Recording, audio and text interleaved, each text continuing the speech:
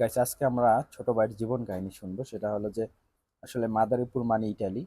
আর মাদারীপুরের ছোট ছোট পোলাপান যারা দেখা যায় স্কুলে পড়ে, তারাও সবাই ইটালি চলে আসছে। তো আজকে আমাদের ছোট ভাই সানি, তার থেকে শুনবো যে সে কি কারণে এত অল্প বয়সেই সে ইটালি চলে আসছে, এবং ইটালি আসার পরে তার লাইফে সে কোন সমস্যাগুলো ফেস করতেছে, এবং কি কি সুবিধা, তো কেন আসছে সেগুলো আজকে আমরা জানবো। সানি, কি অবস্থা, কেমন আছো? এই তো আলহামদুলিল্লাহ ভালো। আপনি কেমন আছেন? আচ্ছা, তোমার বয়স কত অরিজিনাল? আমার অরিজিনাল বয়স 17। আচ্ছা, একটা ছেলে 17 বছর বয়সে সে লিবিয়া দিয়া ইটালি চলে আসছে, আর সানির বাড়ি হলো মাদারীপুরে। আচ্ছা সানি, এখন তুমি ইটালি আসছো যে ইটালি জীবনে তুমি কেন আসছো?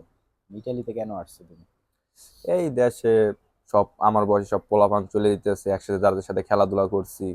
আর দ্বিতীয়ত, বর্তমান বাংলাদেশে ওরকম কোনো কাজ কাম করলে ওরকম কোনো লাইফ স্টাইল নাই এরকম।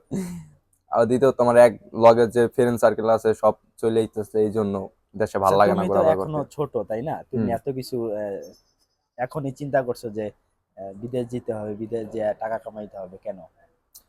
আসলে আমার যে ফ্রেন্ড সার্কেল আছে তারা আগেই চলে এসেছে, এখন আমি ধরতে গেলে একা, মানে দেশে ভাল লাগে না। আর তারা যাইতেছে, তাদের দেখা দেখি এখন আমার দেশে থাকাটা। আচ্ছা, আমরা এখন একটু তোমার একটু পিছনের গল্প শুনবো। সেটা হলো যে তুমি কিভাবে মানে বাংলাদেশ থেকে লিবিয়া হয়ে ইটালি আসছো, সেই গল্পটা একটু ছোট্ট করে শুনবো। যে আসলে তুমি আমার পাসপোর্টটা করলে, যেহেতু তোমার বয়স হয়নি, পাসপোর্টটা কিভাবে করছো? পাসপোর্ট, আমার জন্ম নিবন্ধনে ছিল আপনার 17 ছিল।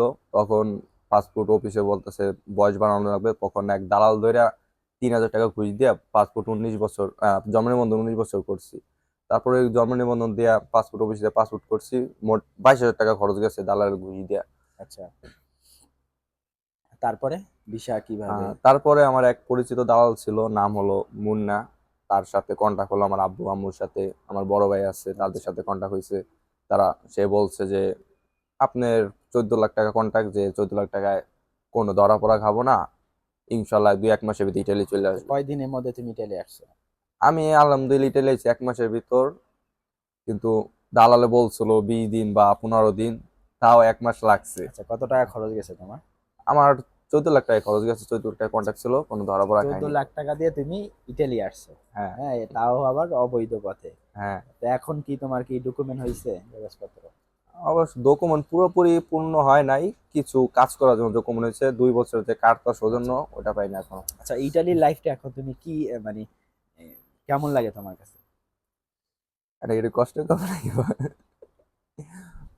মোটামুটি আলহামদুলিল্লাহ ভালোই লাগতেছে, কিন্তু একটা হচ্ছে কি, ইটালি দেখতে এমনি সুন্দর, লাইফ স্টাইল অনেক সুন্দর, কিন্তু মেন কারণ হচ্ছে ইটালি কাজে প্রচন্ড চাপ থাকে। দ্বিতীয়ত, যেরকম মানুষে আসলে যেরকম বাংলাদেশ থাকতে মনে করে তেরকম না, কিছু কষ্ট আছে। আবার আমরা তো আসি, মানে মানুষের নাম শুনে শখের বয়সে আসি যে ইটালি আসবো, অনেক টাকা, কিন্তু আসলে ইটালি কাজ কাম করলে অনেক কষ্ট, কষ্ট সহ্য করতে হয়। এখন তোমার লাইফটা তুমি মানে আহ, কি কি করো সকাল থেকে বিকাল পর্যন্ত? তোমার লাইফে তুমি কি কি কাজ করো তুমি, আসলে কাজ যে যা নিজে নিজেই করতে হয়? আপনার সকাল যেরকম, সপ্তাহে আমাদের সিস্টেম কিরকম, আমরা 15 জন লোক, আমাদের বাসায় হলো আপনার মাসে 2 দিন রান্না করে।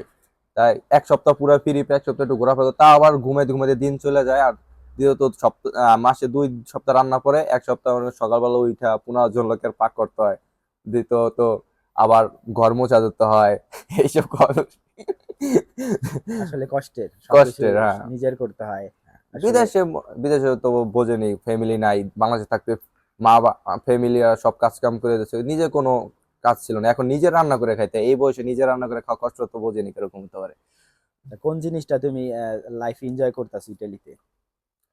এই আহ এই বয়সে বাইরে আছি, টাকা পয়সা কামাইতেছি, নিজের টাকাতে নিজে চলতেছি, নিজে ভাঙতেছি, এইটা এনজয় লাগে। আচ্ছা, নিজের টাকাতে একটা জিনিস স্বপ্ন পূরণ করতেছি, মোবাইল কিনতে পারতেছি, একটা যে কোনো একটা জিনিস আমি নিজের টাকাতে কিনতে পারতেছি। আচ্ছা, বাংলাদেশের কি মিস করো তুমি?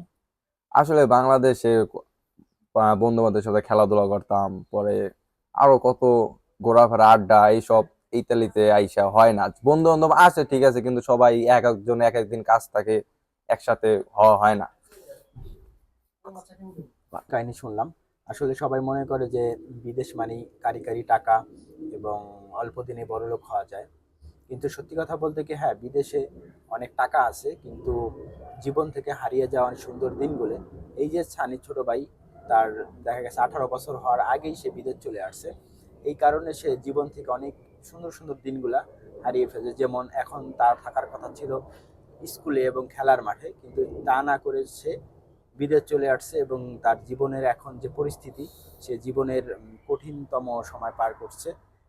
আর যে এই সময়ে তার যে লাইফটাকে এনজয় করার কথা ছিল, সেটা সে এখন ভাবতেও পারে না।